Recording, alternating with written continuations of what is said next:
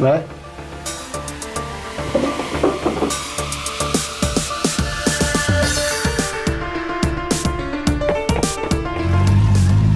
好的，哎。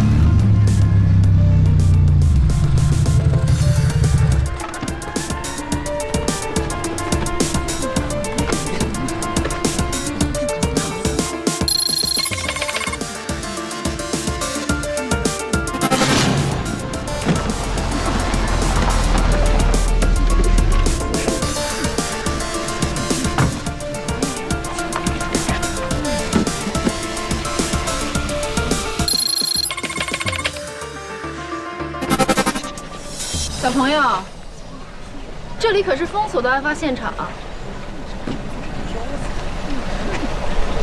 苏梅吧，我也是特案组的。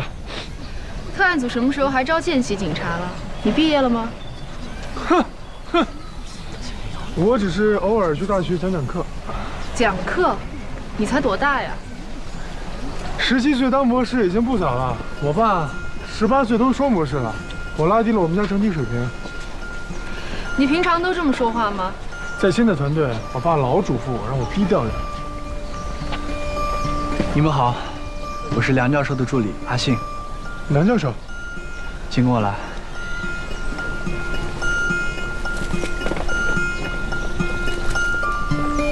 高斌。哎，你好。你好，你好。我是法医高斌。我对现场进行了初步的勘查，根据尸骨的特征可以判断，死者为女性。现在还没有办法确定死亡时间，因为现场发现了很多化学痕迹。哎，怎么没见着梁教授啊？他还没来。为什么特案组的每一个人的档案都能查得到，唯独梁教授的一片空白啊？梁教授，特案组的负责人，公安部特案要案专项领导，警界传奇，破案率100%，平均结案时间不超过1个月。而且他还是个长腿欧巴。啊？在我的电脑面前，从来没有保密儿。哎，梁教授。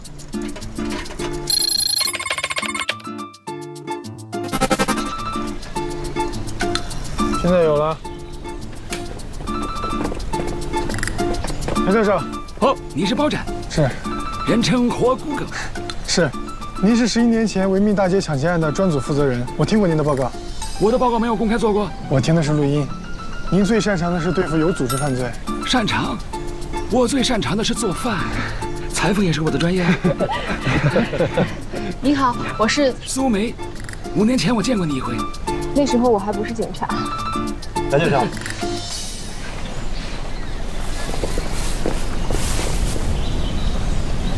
哦，这里。被锤子锤过，凶手看来是个老练冷酷的人。梁教授，我在受害人的骨头上发现了一些细小的痕迹，很奇怪，不像是金属利器造成的，更像是动物撕咬。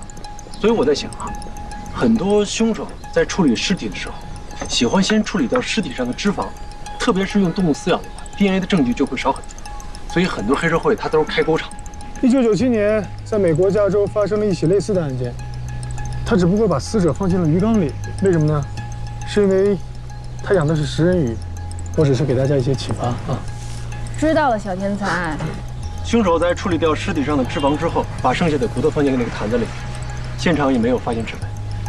看起来凶手很享受处理尸骨的过程。应该是连环杀手吧？我觉得，这么狠毒的方法应该不是第一次杀人了。我们可以排查一下犯罪记录，这个杀手应该从小就开始犯罪了。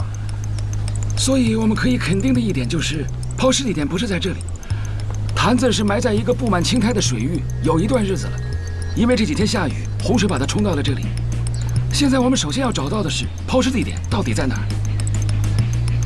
哦，我想起来了，就是这个坛子，我从小就见过它，它是专门画素描的坛子。坛子的裂缝主要是在底部，也就是说，这个坛子是从高处往下扔的，底部撞击了水面。所以抛尸地点应该在一座桥上。我这里只要输入了坛子的密度、重量和水流速度，就能生成一个3维模型，这样就能模拟计算出桥的高度了。电脑太慢了，这座桥应该不高。哎，我跟你讲，如果以悉尼海港大桥为例，它的高度是52.4米，如果从这个高度往下跳，冲击力应该是2吨，哇，相当于跟一个90迈小汽车迎面相撞，什么概念啊？4肢要能连在一起都是万幸。你这样能算出来吗？我的脑子同时可以考虑2件事情，这样不耽误时间。2.5米，纠正一下，是2.56米。马上可以找桥梁施工图看一看。找到了。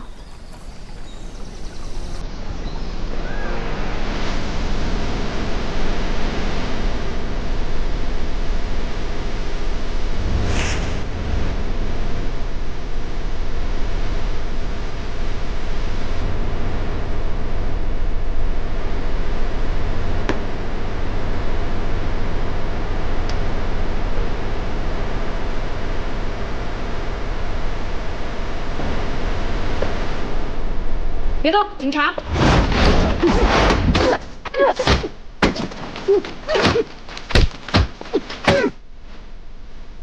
不许动！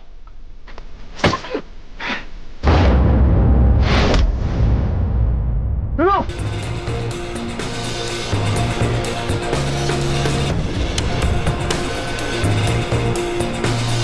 你别动！你别动了。 再动就破坏现场了。你就是华龙啊？你怎么会在这儿啊？坛子这么大，搬到这儿肯定引人注目。还好这个小比较偏僻。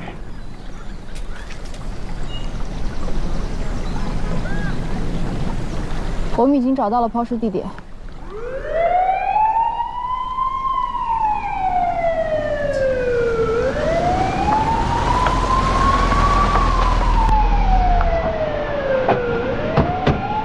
我已经通知了班人，好路口搜索，地点守约。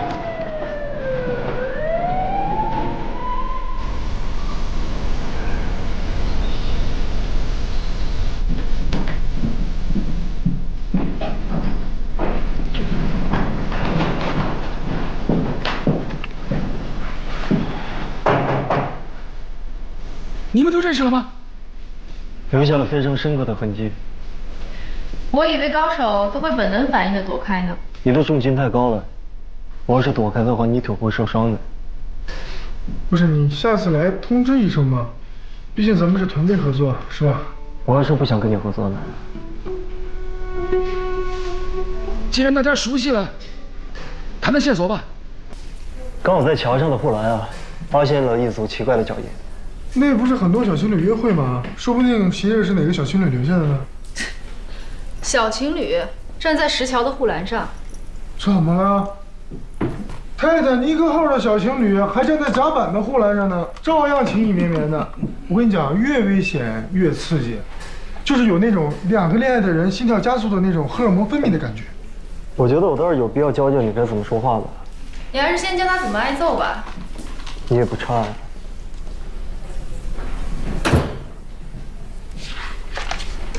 杨教授。 我们调取了当地警局的报案记录，年龄为20岁左右的失踪女性，近期就有一例。通过对比 DNA， 我们确认了尸骨的身份，死者名叫莫非，2周之前失踪。失踪之前，曾经在镇上最大的一家画廊学画。哎，还挺漂亮的。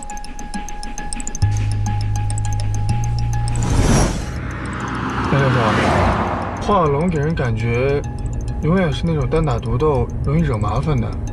你是怎么考虑把他拉入特案组的？你如果当过5年的卧底，也会这样的。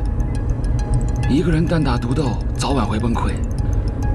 有时候要休息，明白了？嗯。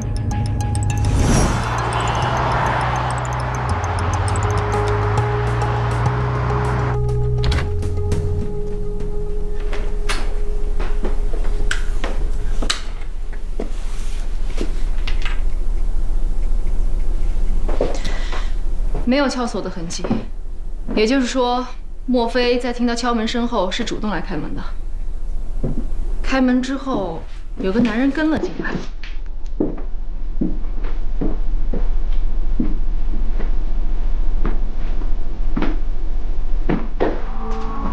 屋子很冷，地板很凉。女孩平时穿的都是这种加厚头型，可是从现场来看，他一直在胶州等待一个男人的到来。门应该是没有上锁，因为这种锁一旦挂上，必须用钥匙才能够打开。当他看到这个男人出现的时候，兴奋地跑了过去，忘了穿拖鞋。那他也可能是忘记锁门了，所以凶手就趁机入室抢劫加强奸了。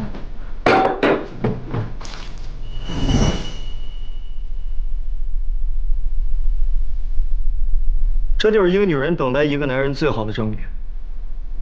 女人不只是和男人在一起的时候才喝酒。你会独自一个人大半夜在家里边喝酒的时候擦口红吗？在研究文化复兴时，人们更多关注的是佛罗伦萨当时的文化气氛，而常常忽略了台伯河在这段时期起到的重要作用。也正是罗马的这条母亲河，才使罗马走入了当时最鼎盛的时期。当着他所有学生的面把不难看他叫出来。哦，每一幅经典的作品都有着它各自的文化底蕴。这就是证据。莫非应该早有准备？他把避孕套撕开了之后，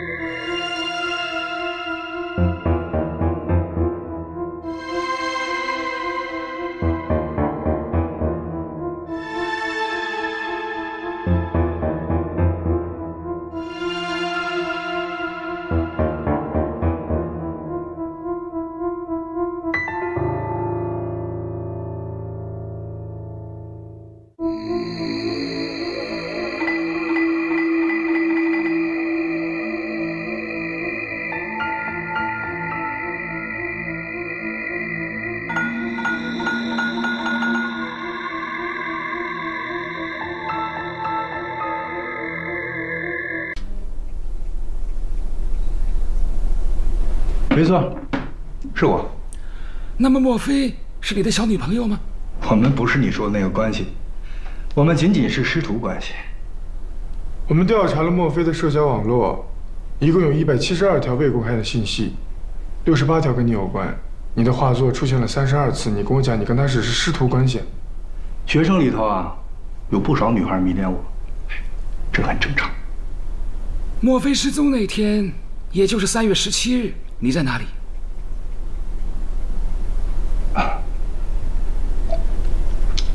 那天晚上我跟我老婆在看戏，哎，你可去问我老婆。17号，那天我跟麦西去看话剧了。你们看的什么剧啊？罗伊跟马拉。不过我们岁数大了，也就不再相信这些美丽的谎言了。经常去看话剧吗？没事儿的时候就会去看。你们那天是几点结束的？大概是晚上。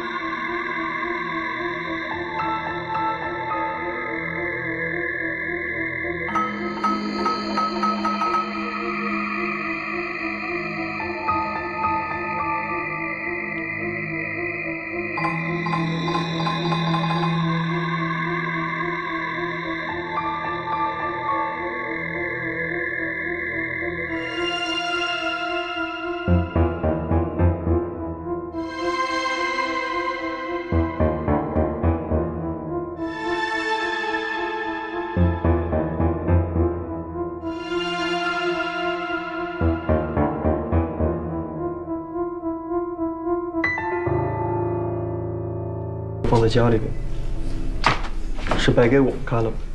这个李凤和她老公有一双一模一样的拖鞋，李凤的那双破损很严重，但是麦西的很新。由此可以证明麦西他不经常回家，两个人在分居冷战。莫非的出租屋隔音并不好？那天我询问了他的邻居，他失踪那天他们并没有听到任何的尖叫声，所以我认为熟人犯案的可能性会比较大。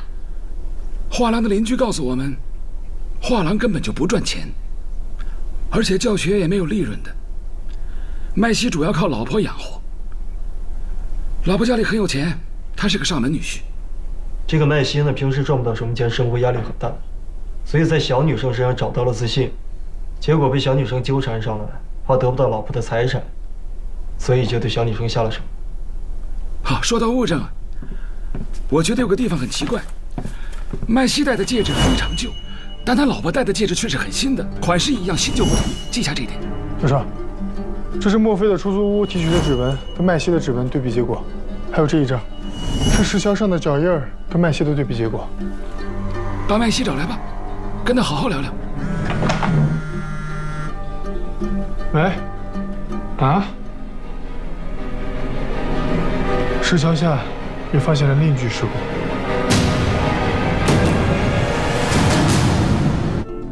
所以可以判断凶手是同一个人。查到凶手剃肉的方法了吗？还没有，他骨头上这些齿痕真的非常诡异。受害者身份呢？还在查，我们只知道她是女性，20多岁，死亡时间应该是在1年左右。查一下警局失踪人口记录。好的。这次的衣服也是红色吗？对，的确有调查表明，女性受害者穿红色衣服的比例比较高。为什么呢？红色会引起别人的注意，还有最重要的一点就是，可以引发男人的性欲。就一个颜色，不至于吧？当然至于了，曾经有人做过实验，好吗？红色，凡是运动员穿上，都会引起他的生理机能和荷尔蒙水平。难道会变娘吗？会变得有攻击性。其实性欲和攻击性是一回事儿，这不是我说的，这是弗洛伊德说的。哎，注意一下啊，这次尸体的处理方法没有上次娴熟。这一次的凶手可能是个初犯。你看每一个切口，好像都下了很多刀，费时很久。还有一种可能，就是他对死者非常的仇恨。哎，我们错过了一个非常重要的问题，坛子。凶手在处理掉尸体上的脂肪之后呢，把骨头放进醋里面泡着，泡一段时间之后它就变软了，然后一用力就可以放进坛子里面。不是，我是说，他为什么要把尸体放进坛子里呢，而不是旅行箱里？这样不是更容易携带吗？除非有一点就是，坛子对于凶手而言比旅行箱更容易拿到手。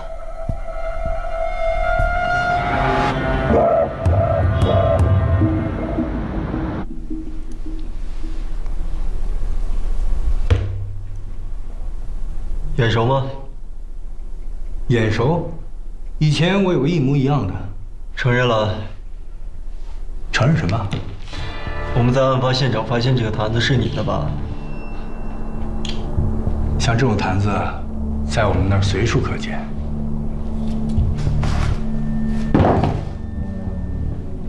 这个你看看，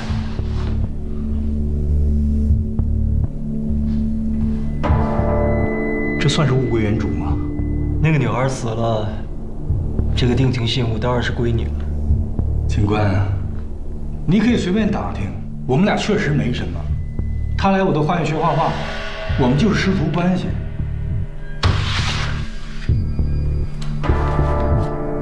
你就这样为人师表了？是，他勾引我，但是我忍住了。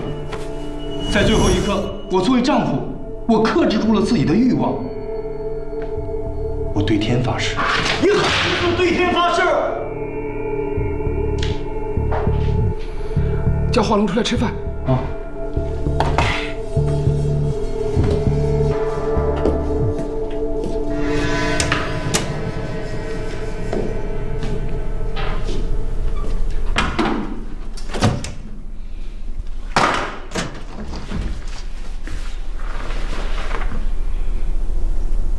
炸一下是 OK 的，但是你不能比对方还暴躁啊！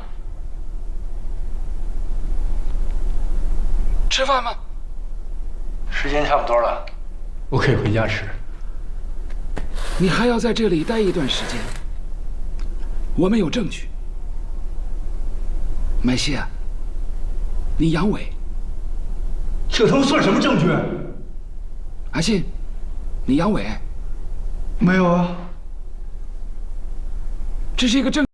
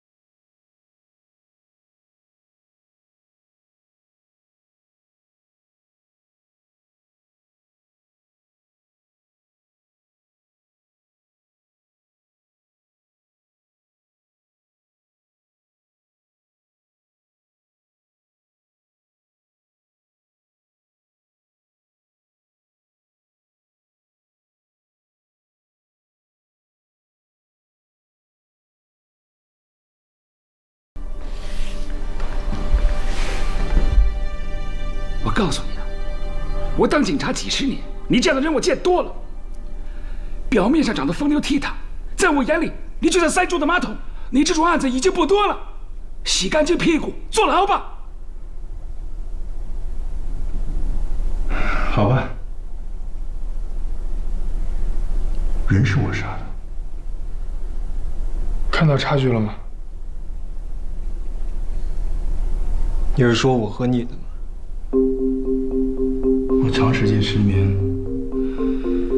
后来发展成了梦游。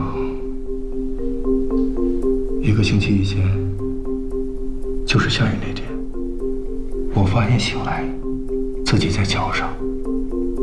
麦西的梦游症是3年前开始接受治疗的，可是要知道，梦游症是从小才能得的病。3年前，在麦生身上发生了什么让他无法接受的事情？这个我查了一下，3年前有一个叫赵芊芊的女孩，她也失踪了，而且她也曾在麦西的画廊里学过画。我们查过所有失踪的案子，没有找到这个。因为这个案子之后被撤销了，系统更新之后就查不到了。我也查的是3年前的档案备份。可是为什么被撤销了？因为赵芊芊被找到了，她在报案后的第4天给她的家人发了信息，也发了照片，所以她的家人就撤案了。他现在在什么地方？她现在还活着，至少是在网上。她每隔一段时间都会更新照片，透露她自己在哪里。照片的这个光不太对啊。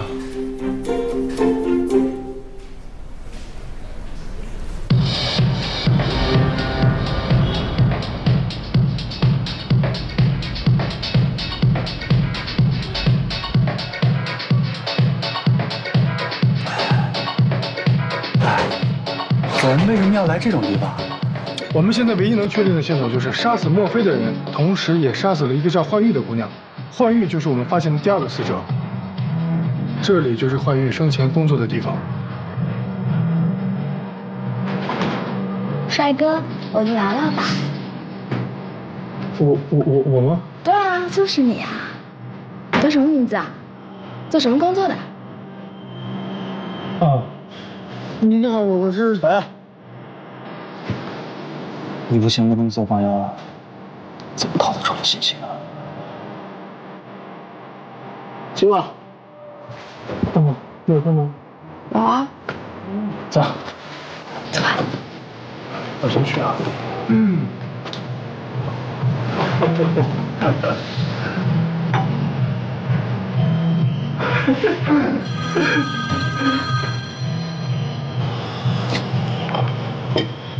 喂。好。查到麦西的医疗记录，的确接受过梦游症治疗。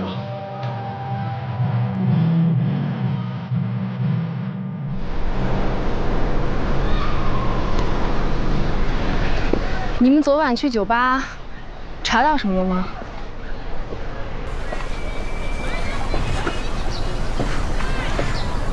本来我对麦西的怀疑已经减少了一些啊，可是昨天晚上去酒吧的时候碰到了一个舞女，她说麦西和幻玉认识，而且麦西曾经为幻玉画过一幅画，这个女孩在她闺蜜面前无数遍的炫耀，想必他们两个肯定有问题。那1年前幻玉失踪的时候，警方就应该排查到麦西了。当时他有一个非常坚定的不在场的理由，就是他当时和他老婆在韩国旅行，这一点酒店也可以证明。那现在你是更加怀疑麦西，还是相反？如果那天他梦游从这个桥上摔了下去，而且又是这个时间的话，我相信桥上一定有目击证人。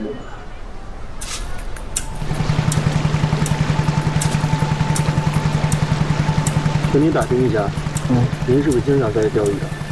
对啊，我经常在这里钓鱼。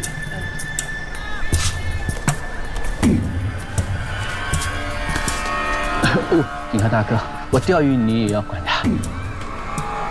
我听附近的鱼友们说呀，你每天早上都在这个地方钓鱼。对。24号早上5点，这里有什么动静吗？24号5、6点桥上。那天下着雨，这里有人跳河吗？哦，你这样一说，我想起来了。那天呢，我在这里钓鱼，那边桥上那边附近砰一声，然后一个男人呢从桥上跳了下来，我以为他想自杀，我刚想去救他呢，他在水里面扑腾了几下，直接又上来了一个。是他吗？对，就是他。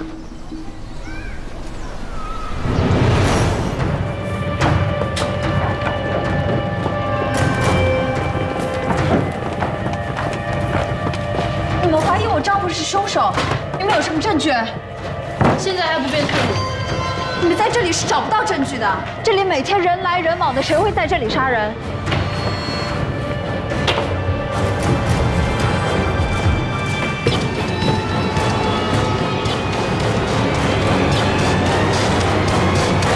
赵芊芊，还记得她吗？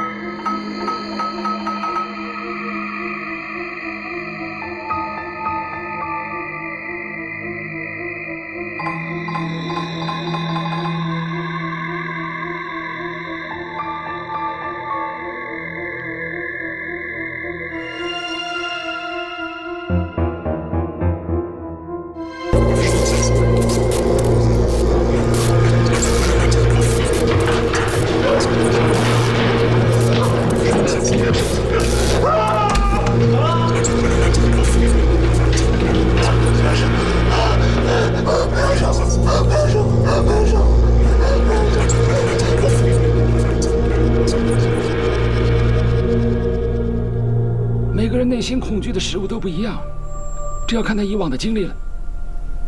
莫非和幻玉尸骨上的咬痕，会不会是老鼠造成的？从咬痕的深度和长度看，动物的体型应该更大一些。老鼠啃咬尸体，至少是一大群啊！别说画廊里没有老鼠，还养了很多猫啊。那个画家不像是爱猫的人。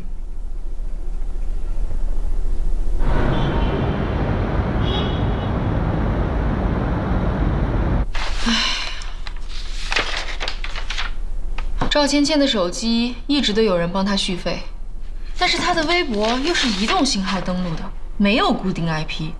唯一可以确定的是，她是在这个小镇登录的。那个画廊里除了有几幅恐怖的画之外，没有任何线索了。现在能撬开他嘴的人，也只有赵芊芊了。赵芊芊的失踪案在这个小镇还挺受关注的，很多人去她的微博下面留言。但是最值得关注的是，有人提到她曾经……你总是习惯把书钩往上挑，这样并不美观啊。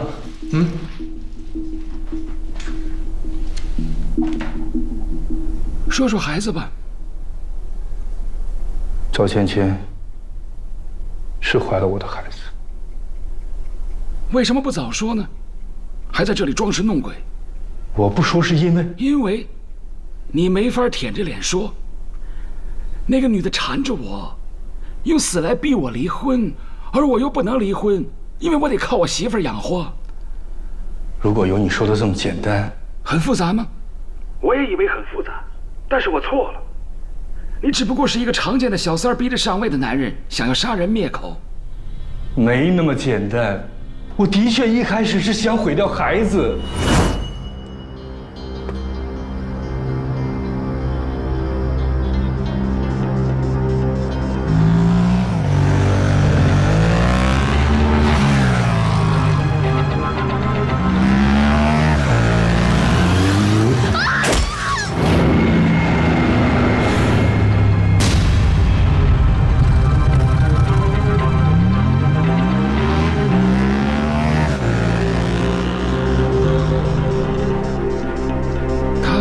认出你了吗？摩托车是借的，但是我真的没想杀他。后来，我又开着车回到了那个地方，想接他去医院。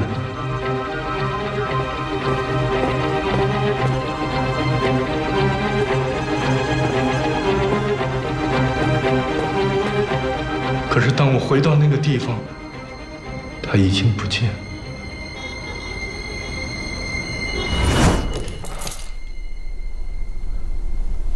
一开始，我还以为他被别人救了，但是自此之后，他就失去了联系。过了很长一段时间，我收到他的信息。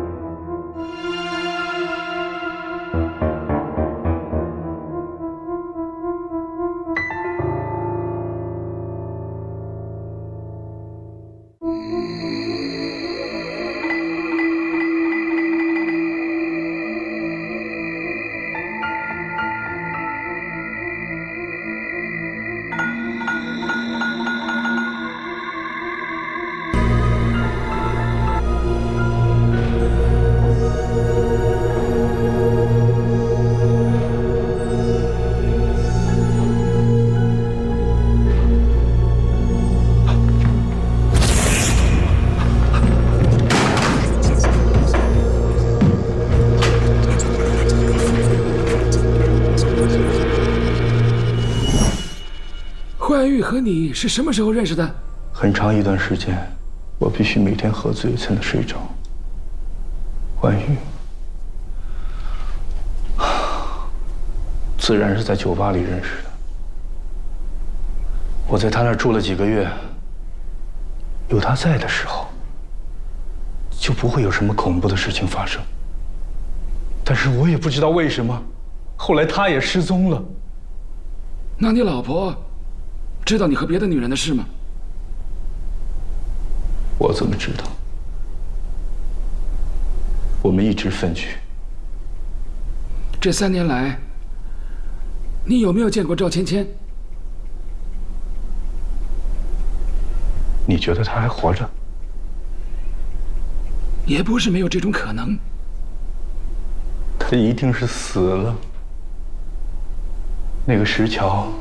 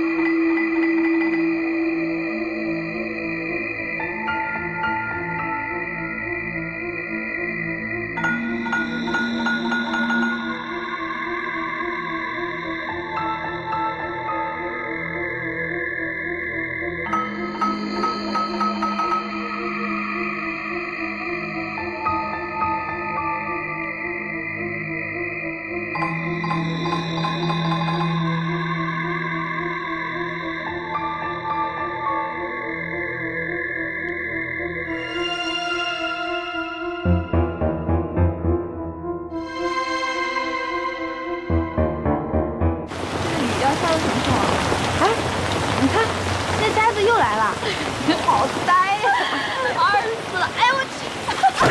哎你看这刺龙，我够了这样就能算到，我就说他是呆子吧。怎么会有这么二的人？这么呆呀？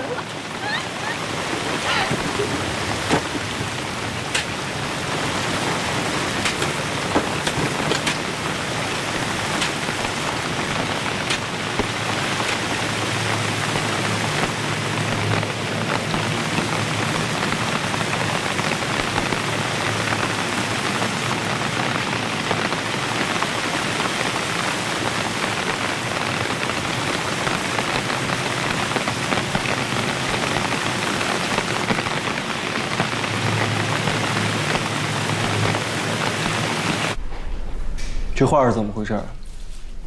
昨天我们搜查画廊寻找凶器，凶器没有找到，却找到了赵芊芊的画，并且还有她的签名。之前我看过她的微博，她画的每一幅画作都会上传上去，而且都会有她自己的签名。颜料还没有干透，看来是刚画好没有几天啊。赵芊芊的画工不错，并且她从小就开创了自己的风格。她最擅长的是用油布的纹路和酷笔划过。 并且他最喜欢用色块和小色点。这画里的女孩应该也是赵芊芊吧？她手上这根手链，在她的微博里出现过。可是这画为什么会出现在画廊里边？她还活着？或者说是有人希望我？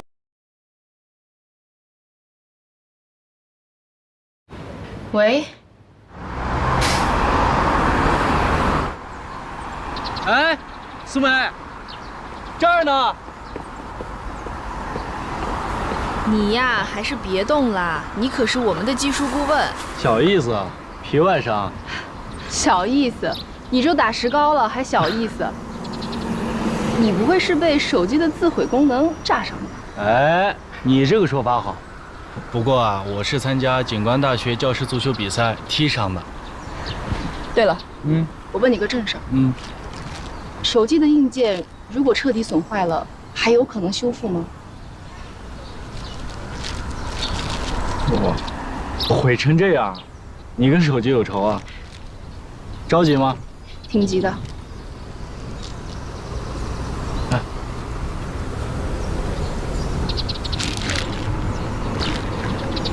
你干嘛？啊，我最近正打算换个手机，反正我这个手机也用了挺长时间了。哎，我告诉你啊，你可以把你手机内存硬盘焊接在我手机的电路板上，这样可以造出来一台最原始的工程测试机。然后你将硬盘和芯片连接电脑，就可以读取数据了。赵芊芊，你还记得吗？记得，他画画画的挺好的。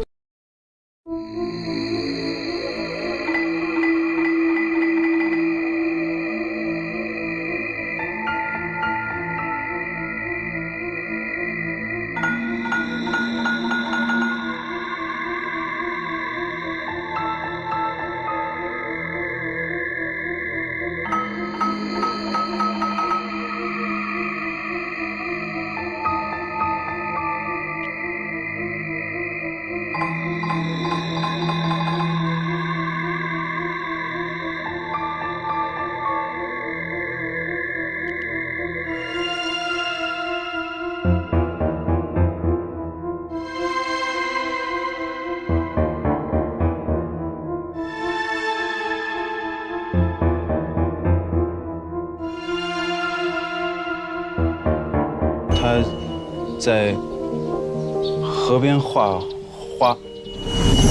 你是看到他本人，还是看到那幅画？画花。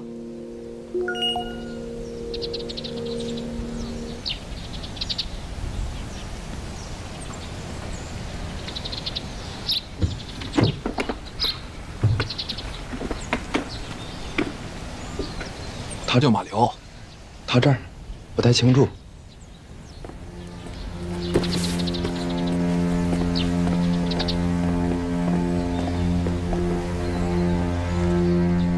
如果赵芊芊还活着，她现在应该在什么地方？我觉得他已经死了。如果他还活着，他为什么可以忍3年不露面？我也同意，赵芊芊已经死了。我觉得他已经死了。按照报复的逻辑，他第一个应该杀的人是李凤吧？他为什么要杀他呀？他和他老婆已经分居多年了，他的所有的心思不在他老婆身上，为什么杀？虽然他们俩已经分居很久了，但是按照法律和婚姻的角度，李凤还是他们俩最大的阻碍。手机的数据已经恢复了，这个照片确实是赵芊芊本人，但是拍摄时间是3年前，这说明有人拿赵芊芊的图片吓唬麦西。可是他想要达到的目的是什么？李凤，她想警告她的男人，不要再出去乱搞。可是我们之前很早调查过李凤，她有不在场证明啊。这个我知道，焕玉失踪的时候，她在韩国整形，而莫非失踪的时候，她又在看戏剧演出。但是每一次她都有这么确凿的不在场证明，是不是太巧了？哎，还有一种可能，李凤身边有一个第三者，暗恋李凤，一直默默地帮李凤杀小三。你们看过《白夜行》吧？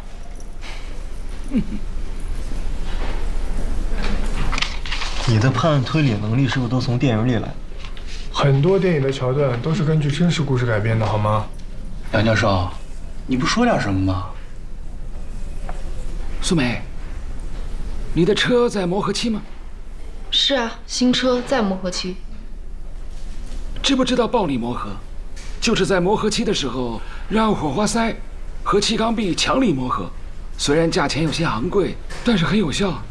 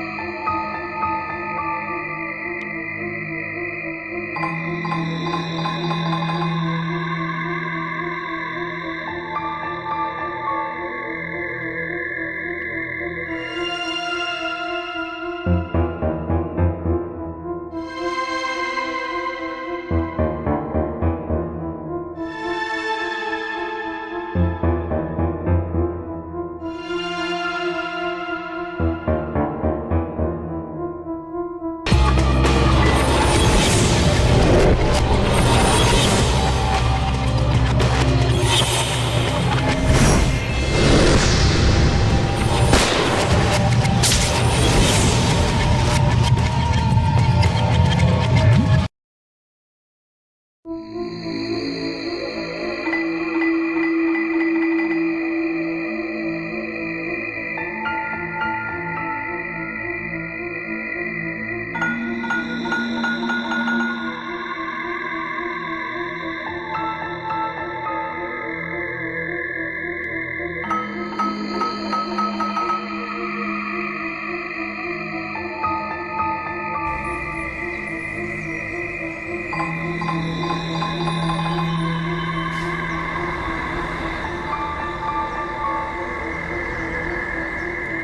们这种小镇啊，这种轮胎不多，得有人订我才进货。那你们这儿有没有买轮胎记录？哎有。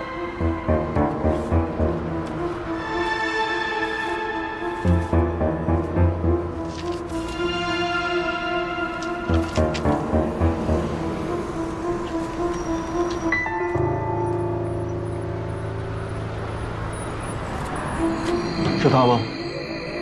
不是。啊，对，就是他。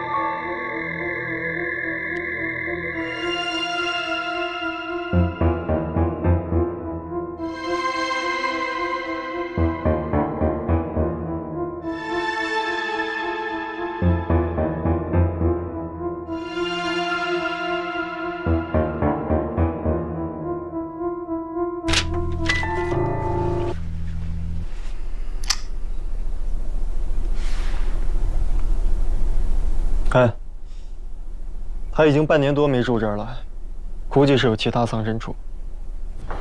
好，知道。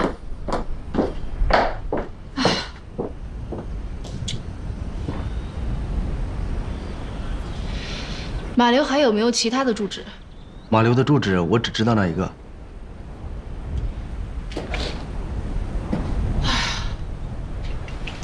你怎么还有心思逗猫啊？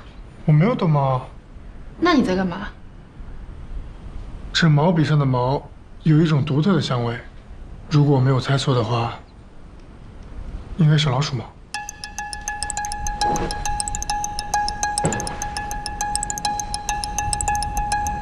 老鼠毛怎么会有香味？有一种老鼠叫麝香鼠，产于北美洲，体型比正常的老鼠大几倍，而且毛还很长。如果真是麝香鼠的话，那尸体上的咬痕就对上了。我在受害人的骨头上发现了一些细小的痕迹，很奇怪，不像是金属利器造成的，更像是动物撕咬。哎，马流一直做毛笔吗？你看，一个一直活在一堆老鼠中间的人。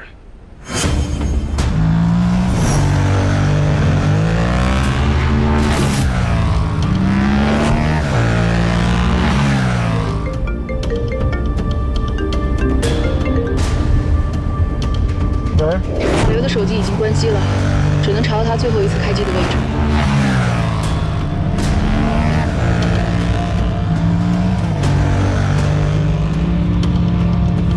过这个范围还是太大了。你还记得那幅画吗？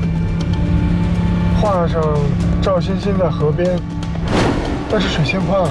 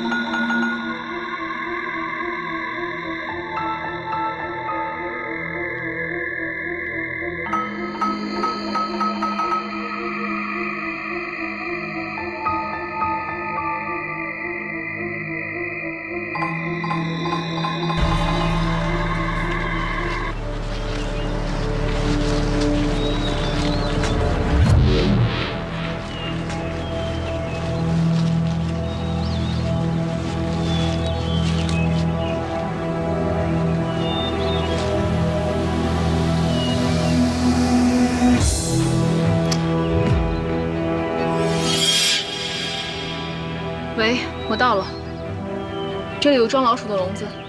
你小心点啊！我马上到了，跑冷也快了。嗯，好。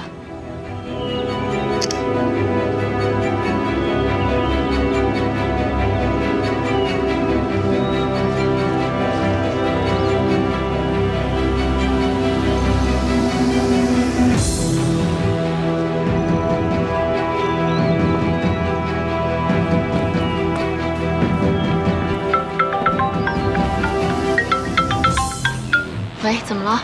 苏梅，我有个新发现。我刚刚分析手机的时候，截获了一条信息，我觉得应该很关键。好。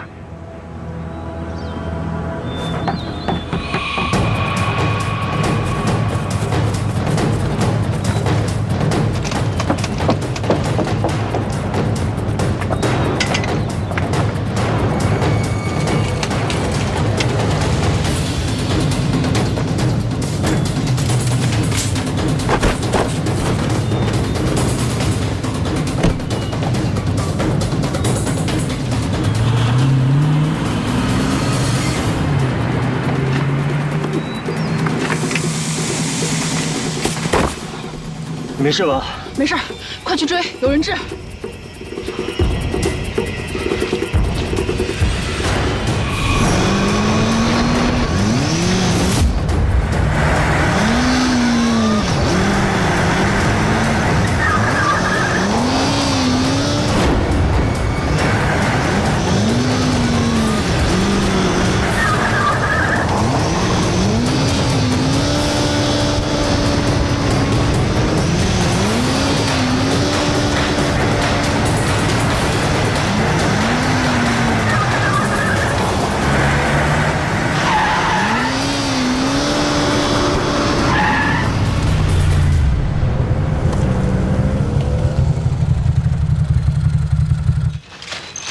这跑了。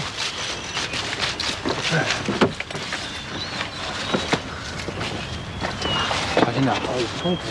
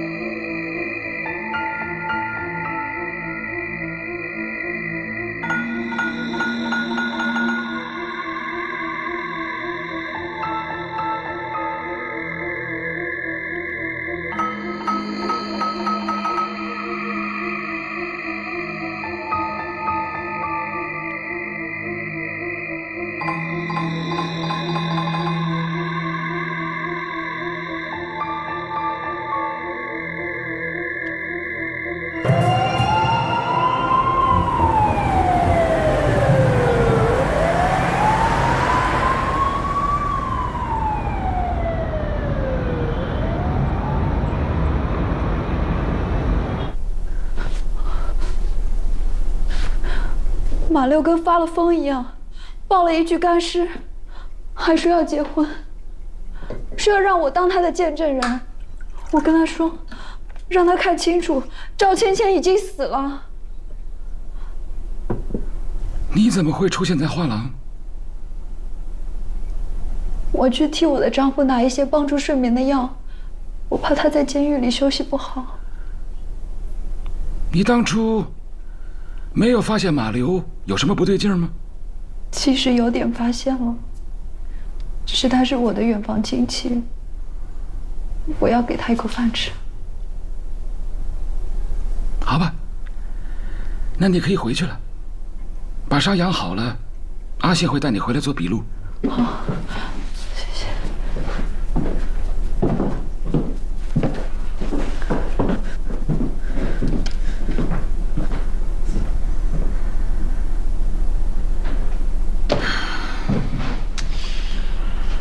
教授，马流一直用赵芊芊的手机给他自己发微信，还幻想着赵芊芊活着，跟自己交流。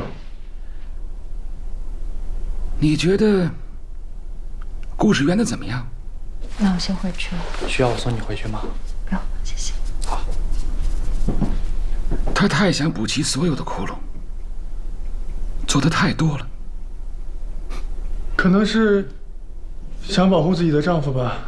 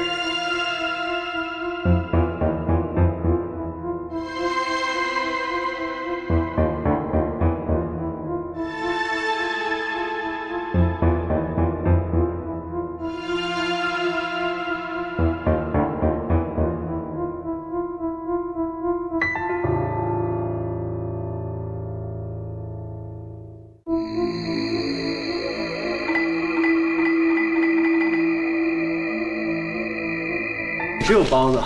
哟，买包子了，好啊，科长。一边吃一边聊故事。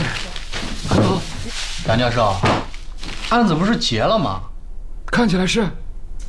看起来有一个其貌不扬、平时不会被任何人关注的一个男孩子，有一天遇到了一个非常善良的女孩子，刹那之间，爱情产生了，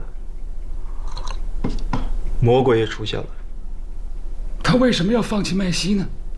应该直接干掉麦西才对啊。等等，马流显然是不喜欢红色的，可是为什么他会让幻玉和莫非同时换上红色的裙子？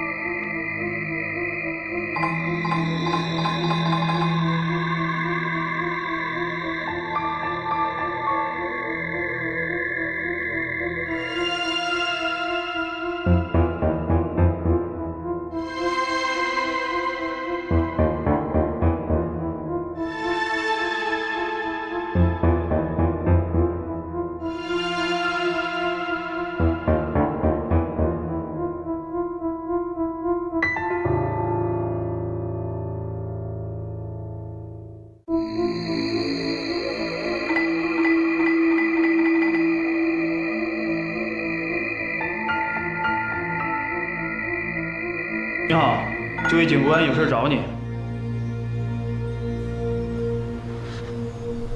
怎么了？案子不是结束了吗？别紧张。公安局嘛，环境就是这样的，向来有些严肃啊。我请华警官呢讲个故事，来缓解一下气氛好吗？一个男人的情人怀孕了，他这个情人用肚子里面的孩子威胁这个男人，想要跟他结婚，但是这个男人担心他老婆还有身边的朋友知道，所以把他约到了荒郊野外，想要骑摩托车把这个孩子撞掉。说完了，那我可以走了是吗？哎，才刚开始。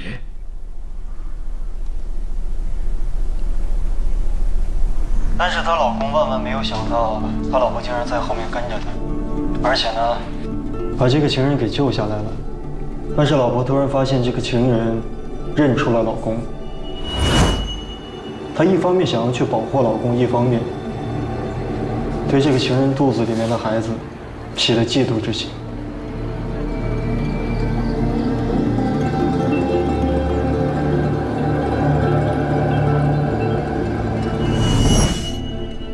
麦太太，如果是你，你会怎么选择？救人。可是，在我的故事里边啊，他的老婆是起了杀人之心。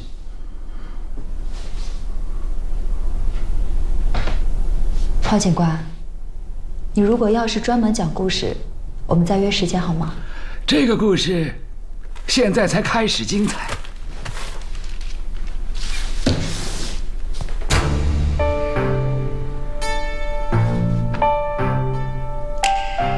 老婆到了桥上，想要把这个情人从10几米高的桥上推下去。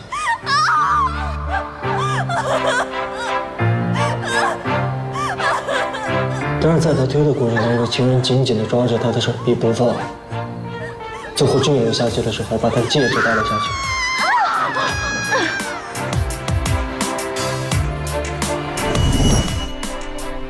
老婆到了坠尸的地方去找这枚戒指，可是没有找到。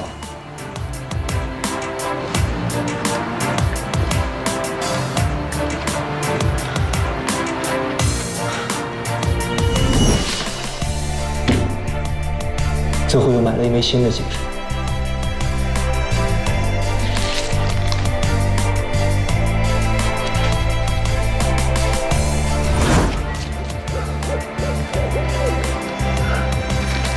在这儿呢，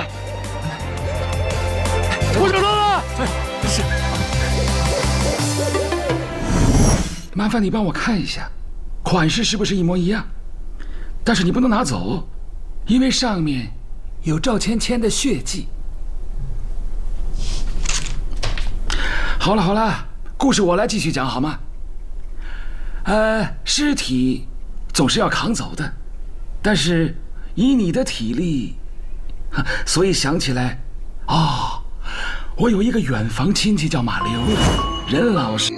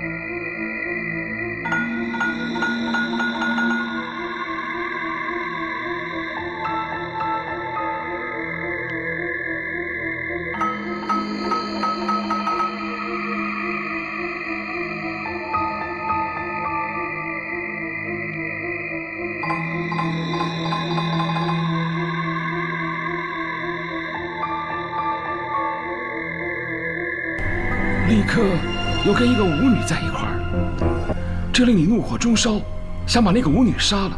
但是怎么杀呢？马流又不听你的话，他只听赵芊芊的话。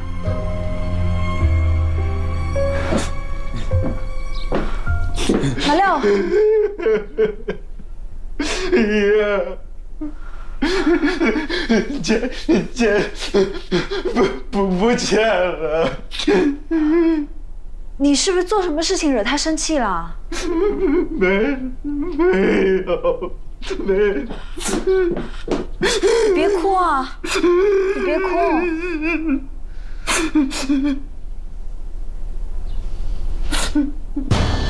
所以你就开始扮演赵芊芊，用赵芊芊的手机给马流发信息，去指使马流。他毫不怀疑，听从所有的吩咐，甚至是把麦西约到桥上，将他推下水。爷，芊给我发消息，他说他恨一个舞女。那你知道该怎么做了？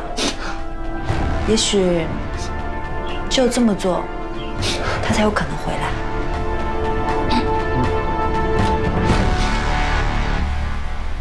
是你告诉马溜如何处理尸体，如何抛尸。马溜一个这么鲁莽的人，单只凭他一个人，早就被人抓起来了吧？摔碎了手机所有的通话记录。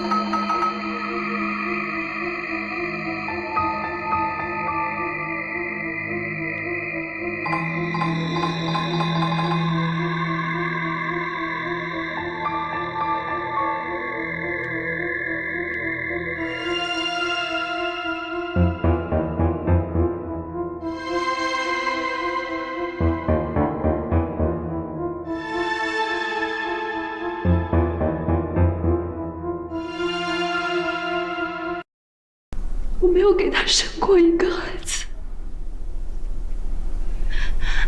他跟赵芊芊在一起才几个月就怀上了，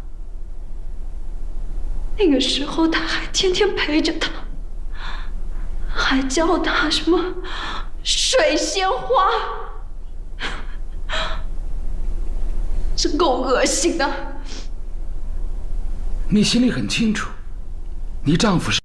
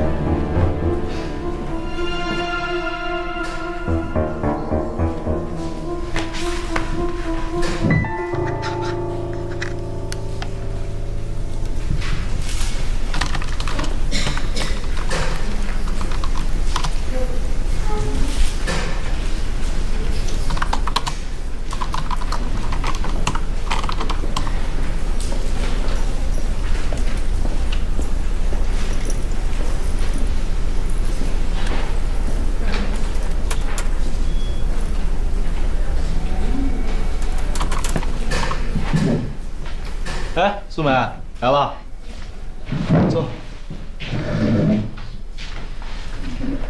哎，你看这个水仙花可算是开花了，这是新生的意思吗？它的花语从来不是为了新生，而是为了爱情，不计回报的牺牲。